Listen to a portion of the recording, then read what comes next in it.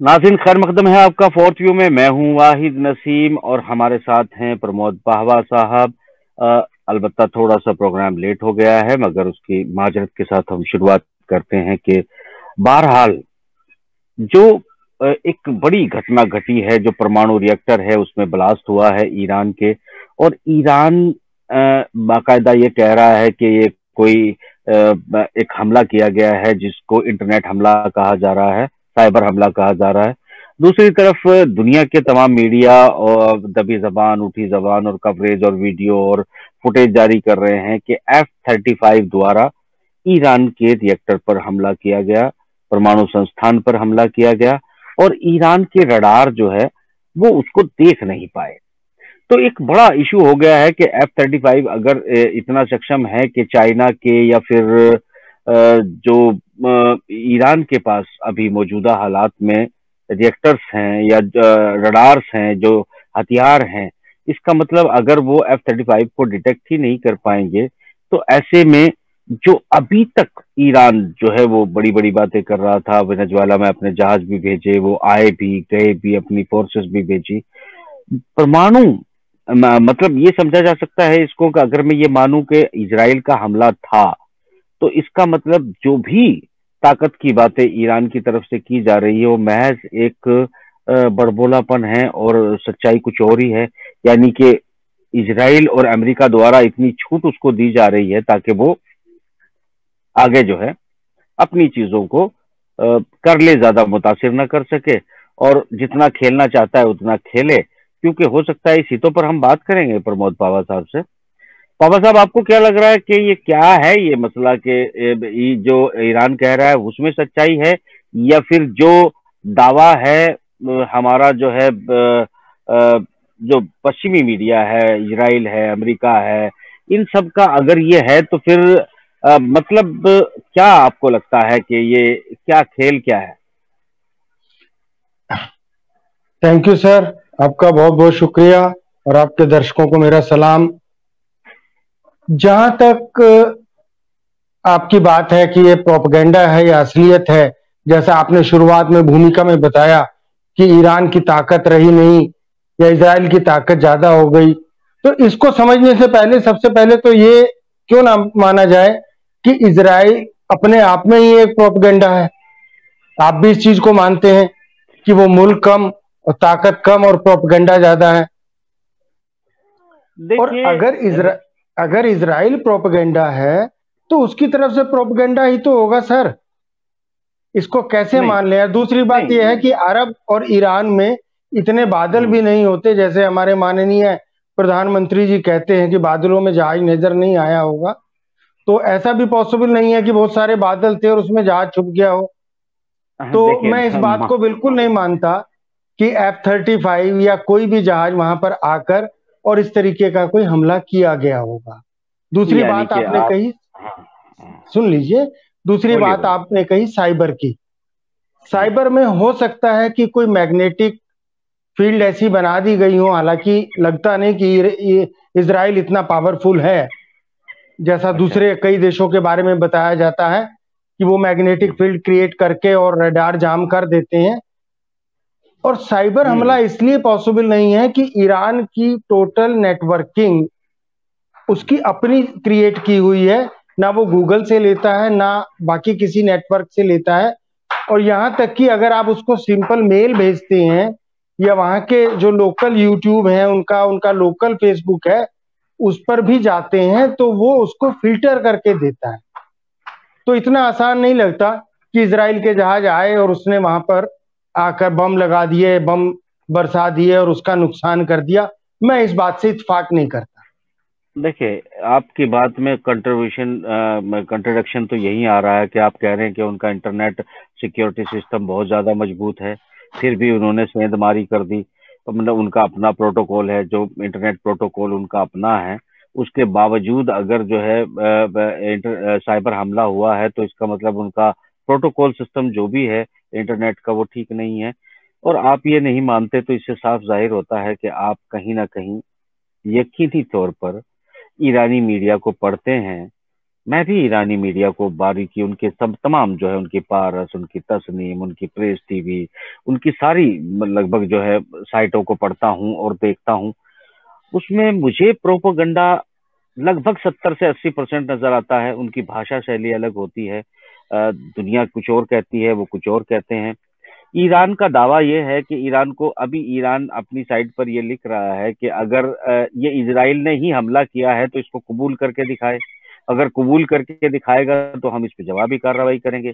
अरे भाई, तुम्हारे परमाणु रिएक्टर्स पे हमला हुआ है, तुम्हारा नुकसान के फोटो दुनिया देख रही है। तुम कबूल करो तो हमला करोगे, फला करो तो हमला करोगे। जैसे गली मोहल्ले के बच्चे होते हैं, आपके मार के दिखा, आपके ये करके दिखा। तुम्हारे जनरल कासिम को जो है शहीद कर दिया गया, तो जो है तुम पर है, तुम रोज बड़बोलापन करते हो। बाबा साहब, बड़ी सीधी सी बात है कि इतने बड़बोला देश है, इतनी बड़ी बड़ी बातें करता है। जमीन पर क्या है? जमीन पर देखिए क्या है। जमीन पर क्या हुआ? इराक वार में क्या हुआ? इराक के बाद अभी के हालात में क्या हुआ? आप जो है जो कुछ यहाँ पर जो हालात सीरिया में थे, उन सीरिया के तमाम हालात में जो रशिया ने अपना रोल अदा किया, अरे तुम यहीं पर थे, ये ईरान यहीं पर था। देखिए, बहुत कड़वी बात कर रहा हूं, बर्दाश्त करिएगा। ये ईरान यहीं पर था, और आईएसआईएस और न जाने कितने गुट यहाँ पनपते गए और वो फैल गए। उन्होंने तमाम इराक पे कब्जा कर लिया, सीरिया पे कब्जा कर लिया। और ये तमाम उसके, अगर ईरान की साइटों पे जाएंगे, वो लगता है जैसे उसी ने तमाम आईएस को फना कर दिया, उसी ने जो है तमाम लोगों को खत्म करके फतह कर लिया। ये बड़बोलापन है। ये तो मतलब जो हिंदी मीडिया है उससे 100 गुना ज्यादा बड़बोलापन बोलता है ईरान।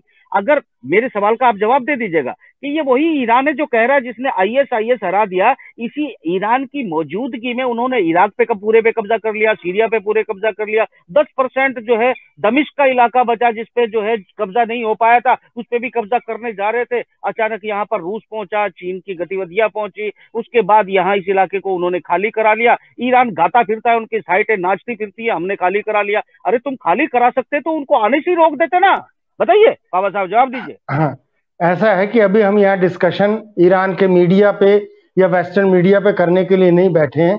हम आपको और हम अपने दर्शकों को ये बताना चाहते हैं कि हकीकत क्या हो सकती है। और अब ना तो मैं अब ईरान का अब सुन पक्ष ले लीजिए। रहा हूं, सुन लीजिए, हाँ, ना मैं ईरान का पक्ष ले रहा हूं, ना मैं इजराइल की बुराई कर रहा हूं।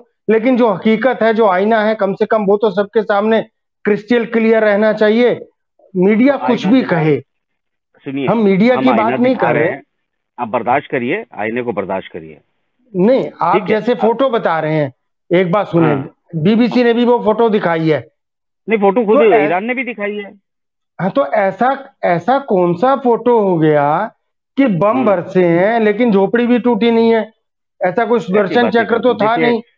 देखिए, देखिए, बात यह है कि जो कुछ मिसाइलों से हमले होते हैं एयरक्राफ्ट की, वो होते हैं।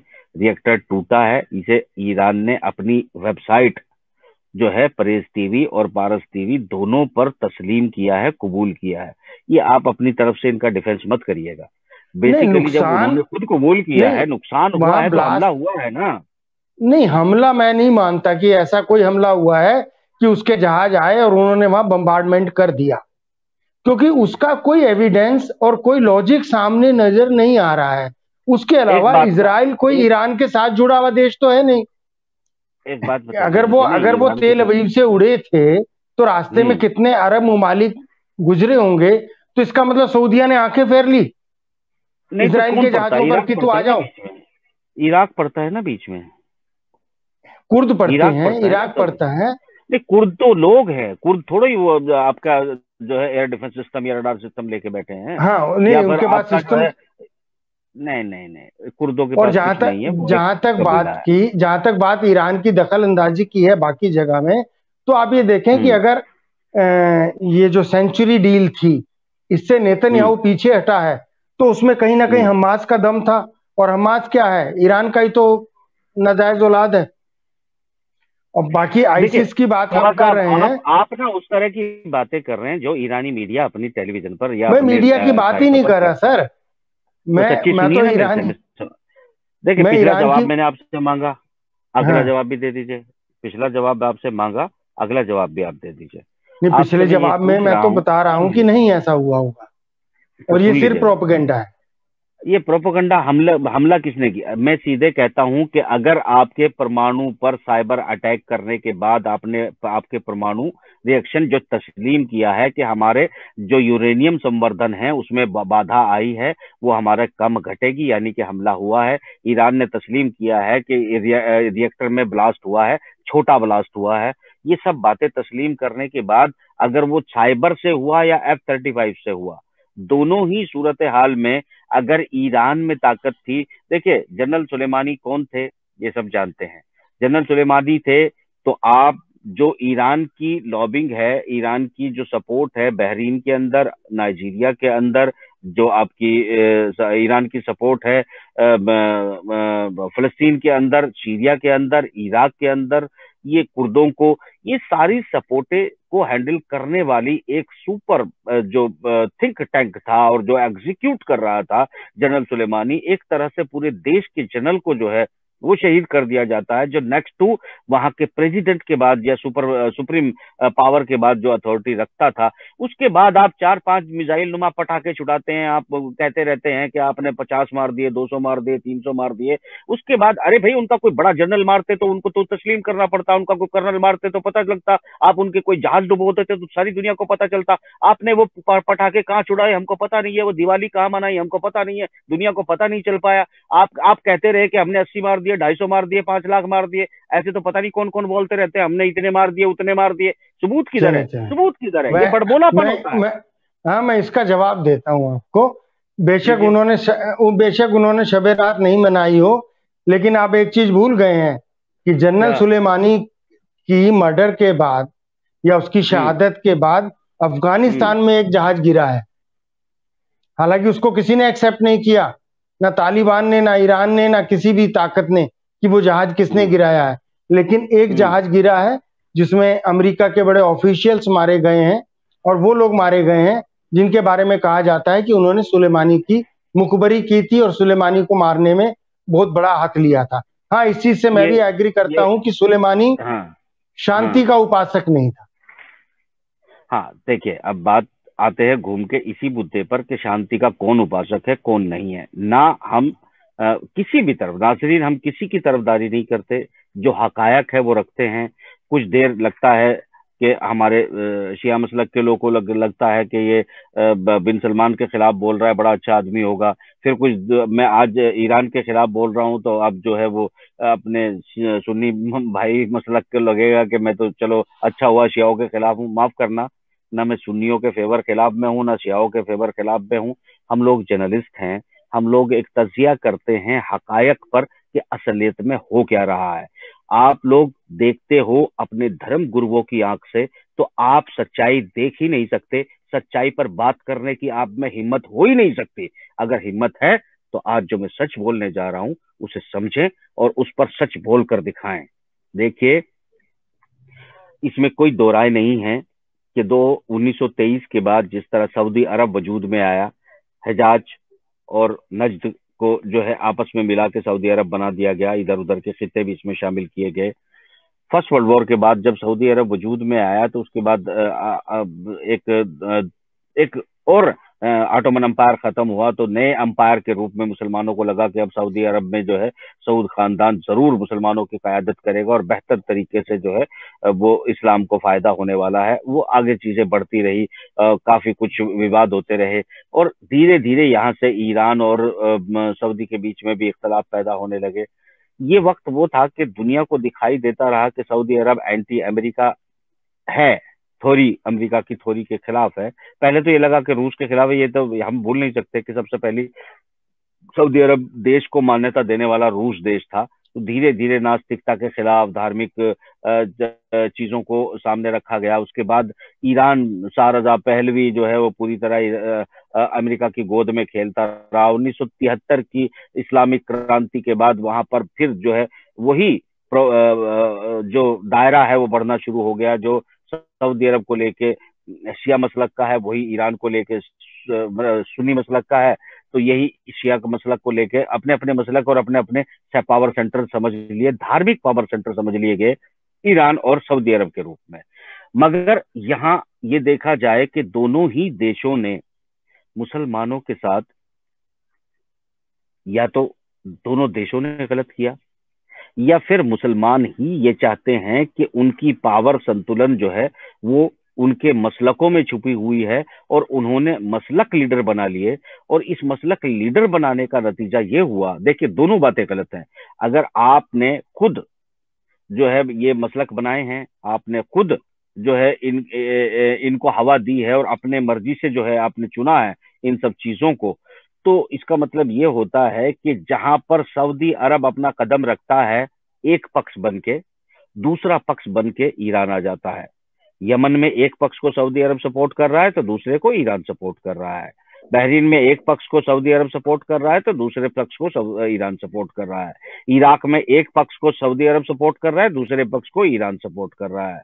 ये पूरे खित्ते को आग के निवाले कर दिया गया। इस लाखों लाखों लाशें बिछ गई, लाखों लोग शहादत के करीब चले गए। यहाँ पर ये दोनों देशों ने क्या किया?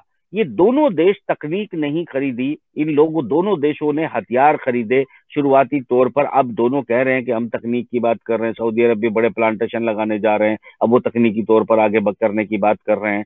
ये इन दोनों ने मुस्लिम जगत को दो हिस्सों में बांटा और ये यहाँ पर आपस में लड़ते रहे, और नतीजा एक को रूस हथियार बेचता रहा, दूसरे को ब्रिटेन हथियार बेचता रहा, अमेरिका हथियार बेचता रहा, इजराइल हथियार बेचता रहा, चीन हथियार बेचता रहा, और ये तमाम दुनिया के ग्राहक बन के मुसलमानों का कत्ल करते रहे। इनका खलीफा आया क्योंकि इनके धर्म गुरुओं के जाल में फंसे हुए ये मुसलमान उनके खिलाफ एक मजबूत आवाज बन के नहीं उठ सके, और एक फर्जी खलीफा बन के जो एक सपना दिखाया और तमाम देशों को कब्जा करते चला गया, कत्लेआम किया और तेल लूटा, जखार लूटा, वहां की तमाम हिस्टोरिकल चीजों को डिस्ट्रॉय कर दिया, इस्लामी निशानों को मिटा दिया, उससे पहले के निशानों को मिटा दिया। यहाँ तमाम चीजों को जो कुछ किया गया इस पूरे खित्ते में जो नस्तो नाबूद हुआ, तो ये मौजूदा हालात की सूरत पावा साहब ये है कि दोनों ताकतें आपस में आगे बढ़ने का नौटंकी कर रही हैं। दोनों, कभी एक अमेरिका के साथ होता है तो कभी दूसरा अमेरिका के साथ होता है, और दोनों अदल बदल के जो तमाम हथियार बेचने वाले देश हैं, कैपिटलिस्ट देश हैं, उनके मोहरे मुसलमानों की कमाई, ये टैक्स किसी राजा का नहीं होता है, ये माल किसी एक इंसान का नहीं होता है, ये देश का माल होता है। और तमाम देश की आमदनी, कमाई, दुनिया भर की चीजों को ये लोग, उन लोगों को जिन्हें इनके द्वारा चलाए जाने वाले दुनिया भर के इदारे, चाहे सऊदी अरब के को फॉलो करने वाले इदारे हों या ईरान को फॉलो करने वाले इदारे हों, ये दोनों ही इदारे, ये लोग जो है ये साबित करने की, इनके धर्मगुरु ये कोशिश करते हैं कि ये सही है, वो सही है, और ये दोनों ही ये कहते हैं कि क्रिश्चियनिटी, यहूदियत, इजराइल हमारे सबसे बड़े दुश्मन हैं, और इन्हीं की कंपनियों से ये हथियार खरीद रहे हैं, इन्हीं की कंपनियों से सुविधाएं ले रहे हैं। कभी ये लेता है तो कभी वो लेता है, कभी वो लेता है तो कभी ये लेता है। कुल मिलाकर ये एक मूर्ख कौम, इस मूर्ख कौम का मूर्ख बनाया जा रहा है, इनके धर्म गुरुओं द्वारा बनाया जा रहा है, इनके बादशाहों द्वारा बनाया जा रहा है, और ये लोग कहीं से भी इन तमाम चीजों को समझने से कासिर है, ये आज भी नहीं समझ पा रहे हैं। जब ये प्रोग्राम देखेंगे तो बहुत से लोग नेगेटिव कमेंट करेंगे, क्योंकि इनके जहन कैद कर लिए गए हैं, ये जहनी गुलाम बना लिए गए हैं। सच बोलने की ताकत मुसलमानों के अंदर खत्म हो चुकी है, और वो लोग, मैं चुनौती के साथ कहता हूं, आइए मेरे साथ बहस कीजिए, मैं आपको हर हदीस पर बहस करूंगा, हर चीज पर बहस करूंगा, और आपको समझाने की कोशिश करूंगा, या मुझे आप समझाने की सेटिस्फाई कर दीजिएगा कि वो मतलब जो आप बताते हैं उसमें इजराइल के हित आप कैसे साथ देते हैं, इसमें जो है रूस के हित आप कैसे साथ देते हैं, अमेरिका के हित कैसे साथ देते हैं, किस चीज को आप कब हलाल कर देते हैं, किस चीज को कब हराम कर देते हैं। ये बहस करेंगे तो आप दुनिया के सामने नंगे हो जाएंगे। तो कुल मिला के मैं एक एज ए पत्रकार की हैसियत से, बुद्धिजीवी की हैसियत से ये समझाना चाहता हूं कि जब तक अवाम जागृत नहीं होगी, जब तक अवाम नहीं जागेगी, तब तक तुम्हारे एक होने के, तुम्हारे बादशाहों की सुलह होने के कोई चांस नहीं है, क्योंकि वो तुम्हारी भावनाओं के साथ जो है खिलवाड़ करते हैं, तुम्हारी भावनाओं को उठाते हैं, और उठाने के बाद उसके नाम पर तुम्हारी ही दौलत, तुम्हारे ही देशों की दौलत को वो उन देशों को के हवाले कर देते हैं जिन देशों को वो कहते हैं कि ये तुम्हारे दुश्मन हैं। सोचिए कि जिन्हें वो तुम्हारे दुश्मन बताते हैं, उन्हीं से वो हथियार खरीदते हैं, उन्हीं के साथ वो गठजोड़ करते हैं, उन्हीं के शय पर तमाम काम करते हैं। तो ये कौन सा मुस्लिम जगत है? कहाँ है ये मुस्लिम जगत? ये आप मुझे ढूंढ के दिखाइए बाबा साहब। देखिए, सबसे पहली बात तो ये है, हालांकि मैं किसी की आस्था के ऊपर कोई तनकीद नहीं कर रहा हूं, लेकिन जितना मैंने इस्लाम को समझा है या पढ़ा है, मेरे हिसाब से जो आदमी खुद को शिया कहता है, सुन्नी कहता है, इस मसलक से कहता है या उस फिरके से कहता है, वो मुनाफिक है, मुसलमान ही नहीं। मुसलमान तो देखिए वो देखिए है। पावा साहब, सुनिए सुनिए, मतलब हम इस पर बिल्कुल नहीं जाएंगे, कौन मुनाफिक है, कौन मुसलमान है, कौन मुसलमान नहीं है, हम इस मुद्दे पर बिल्कुल नहीं जाएंगे। बिल्कुल, मैं इसको एडिट कर दूंगा, छोड़ दीजिएगा। इससे आगे बढ़ते हैं आप। अच्छा, दूसरी बात आपने बताई है मुस्लिम कम्युनिटी की एकजहदी की। मुझे आप एक बात बताइए कि जो इस्लाम के नाम पे काले झंडे वाले आतंकवादियों का ग्रुप बना था, उसके लिए जहाज किसने खरीदे थे? उसके लिए हथियार किसने खरीदे थे? उसको पैसा किसने दिया था? उसने तेल किसका लूटा था? और तो और उसने मासूल की सबसे पुरानी मस्जिद को तबाह कर दिया। वो किस बात का मुसलमान था? उसने सारे में गोलियां चलाई, लेकिन इसराइल की तरफ एक उसने कंकर भी नहीं फेंका। वो किस बात का मुसलमान था? आज सऊदी अरब का अगर नाम आता है कि उसने जहाज लेके बिल्कुल दिए या बिल्कुल, उसने आपने गाड़ियां जायज, लेके दी। बाबा साहब, बिल्कुल बाबा साहब, आपने जायज सवाल उठाया है। ये बात लोगों में ना, जहनियत में, उनकी समझदारी से परे है ये बात, कि वो नहीं समझ पा रहे हैं कि जो इस्लामिक स्टेट को, जग जाहिर है, सबूत मौजूद है, सब जानते हैं कि कौन फंडिंग कर रहा था, कौन नहीं कर रहा था। बाकायदा उस वक्त जब ISIS था तो दुनिया का नंबर 1 हथियार खरीदने वाला देश जो है वो बाकायदा जो है सऊदी अरब था। मैंने कहा हम किसी को क्लीन चिट नहीं देते ना, हम ईरान को क्लीन चिट देते हैं, क्योंकि ईरान भी, वही बात मैं कह रहा हूं ना, अगर आप पर हमला हुआ है तो आप इजराइल पर हमला करके दिखाइए। आप अगर अमेरिका की फौजों पे इराक पे हमला करते हैं तो इराक की सरजमीन पे करते हैं ना। आपके 10 बार रिएक्टर तोड़ चुका है, 10 बार हमले किए जा चुके हैं, एक हमला इजराइल पर करके तो दिखाइए। आप दुनिया की ताकत बनने की नौटंकी क्यों कर रहे हैं? आपकी औकात ही नहीं है। मैं कह रहा हूं दोनों की, चाहे सऊदी अरब और कुशनर के बहुत अच्छे संबंध है, वो तमाम चीजें बढ़ रही हैं, डील ऑफ सेंचुरी सबके सामने है। मैं तो ईरान की भी बात कर रहा हूं ना, कि ये नोटंकी करके लोगों को दिलासा देना बंद करिए, ये धोखा देना बंद करिए, असलियत को पहचानिए। अगर नहीं पहचानते हैं तो आप ये समझिए कि इजराइल के सामने आपकी औकात नहीं है। F-35 आपने देखा नहीं है, उसने अगर आप पर अटैक किया है तो इसका मतलब वो आपके पूरे देश को तबाह कर सकता है, आप उसे रोक नहीं सकते। दूसरी बात, अगर आपको साइबर अटैक करके आपके परमाणु जैसी सिक्योरिटी को तोड़ सकता है तो भी आप किसी काम के नहीं है। तो आपके पूरे देश को वो 2 मिनट में जाम कर सकता है, अगर हाई सिक्योरिटी जोन को रोक सकता है। तो फिर आप बड़ी बड़ी बातें करके किन का बेवकूफ बना रहे हैं? क्यों लोगों को दिलासा दे रहे हैं? तुम्हारी आवाम में नफरत फैलती है। इन बातों से क्या होता है बाबा साहब, जब सऊदी अरब या ईरान ऐसी तसल्ली देती है तो यहाँ जो इनकी जनताएं हैं, जो इनके फॉलोवर्स हैं, वो देखने लगते हैं। उनको लगता है कि बस अब ये हो जाएगा, अब गजवाए हिंद हो जाएगा, फला हो जाएगा, अब इजराइल फना हो जाएगा। ये तमाम बातें करके और इन्हीं की दौलत को इन्हीं के हवाले करने वाले ये लोग, जब तक ये अवाम नहीं उठेगी, जब तक ये अवाम नहीं समझ लेगी, तब तक ये सत्ताएं पलटी नहीं जाएगी। और ये सत्ताएं जो हैं, जो भी हैं, ये टोटल इन्हीं का फेवर में काम कर रही हैं। धोखे में मत रहिए। अभी कोई बड़ी ताकत, सुपर पावर ईरान नहीं बन गया है। अगर बन गया होता तो आज जवाब देता। और जवाब जब जनरल सुलेमानी का देना था तो वो किसी बड़े अधिकारी को मार के या उनके जहाज को डुबो के दिया जाता। आप झूठ मूठ की फुलझड़ियां छुड़ाने से कुछ नहीं होता है। ऐसे बड़बोले देश, हम कई देशों को जानते हैं जो बड़बोले हैं, जिनकी शिकस्त हो चुकी है और कुछ की होगी।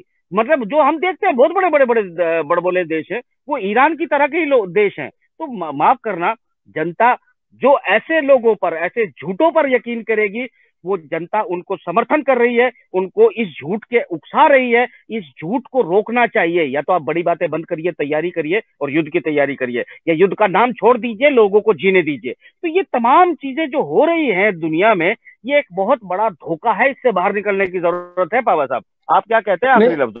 नहीं, देखे, हाँ, मैं बस एंड में सिर्फ 2 सेंटेंस में अपनी बात खत्म करूंगा। पहली बात तो ये है कि ईरान ने कभी ये दावा नहीं किया कि वो सबसे बड़ी ताकत है। दूसरी बात यह है कि वो इस चीज को एक्सेप्ट ही नहीं कर रहा कि इसराइल ने उस पर हमला किया है या इसराइल ने उसको नुकसान पहुंचाया है। अगर उसको नुकसान पहुंचाया होगा तो जवाब देना उसकी जिम्मेदारी है, इसलिए ये आप नहीं कह सकते। बाबा साहब, इसका मतलब आपने वो खबरें नहीं पढ़ी हैं। मैं बता देता हूं, आप जो है 4 दिन के उसी दिन के अटैक में पारस टुडे जाकर पढ़ लीजिए, जिसमें उन्होंने कबूल किया है कि हम पर साइबर अटैक हुआ है। तो उन्होंने कहा कि F-35 ने हमला नहीं किया है, जबकि वेस्टर्न मीडिया कह रहा है F-35 गया, रडार उसको नहीं देख पाए और उसने हमला किया है। अब दोनों बातें अगर सच है तो दोनों का ही जवाब देना बनता है। और आपको ये बता दूं कि मैंने कहा मैं रोज पढ़ता हूं उनके जनरलों के, कर्नलों के, उनके रोज बयान आते हैं, हम ये कर देंगे, अमेरिका के जहाज डुबा देंगे, इजराइल को फना कर देंगे। अरे हो क्या रहा है ये बताइए? मर रहे हैं वो फलस्तीनी, वो कैद हो गए हैं, उनकी तिल तिल करके जमीनें छीन ली गई है। सऊदी अरब ईरान पे इल्जाम लगाता है, ईरान सऊदी अरब पे इल्जाम लगाता है। अगर ईरान में ताकत है तो छुड़ा के दिखाए बैतुल मुकद्दस, खाली कराए इजराइल को, ये वरना ये बकवास बंद करे। सऊदी अरब अगर मुसलमानों का हितैषी है तो हमको हमारा बैतुल मुकद्दस चाहिए, डील ऑफ सेंचुरी को भाड़ में जाए। या फिर आप मना करिए कि आप मुसलमानों के हमदर्द नहीं है, आप एक सिर्फ कारोबारी हैं। और इन कारोबारी के चुंगल में जितने मुसलमान ये शिया सुन्नी लोग फंसे हैं, ये बेसिकली उनको जो समर्थन कर रहे हैं, जो इस वक्त मुखालफत करेंगे, इसका मतलब ये अंधे लोग हैं जिन्होंने मुसलमानों की तबाही, इस्लाम की तबाही की बुनियाद रखी है और अब भी सपोर्ट पर जारी है। इसी बात के लिए फिलहाल ये प्रोग्राम खत्म करता हूं। अगले प्रोग्राम के लिए इंशाल्लाह फिर आपसे मुलाकात होगी। बेसिकली मैं आपकी आंख खोलने की बात कर रहा हूं। उठिए, जागिए, आंख खोलिए।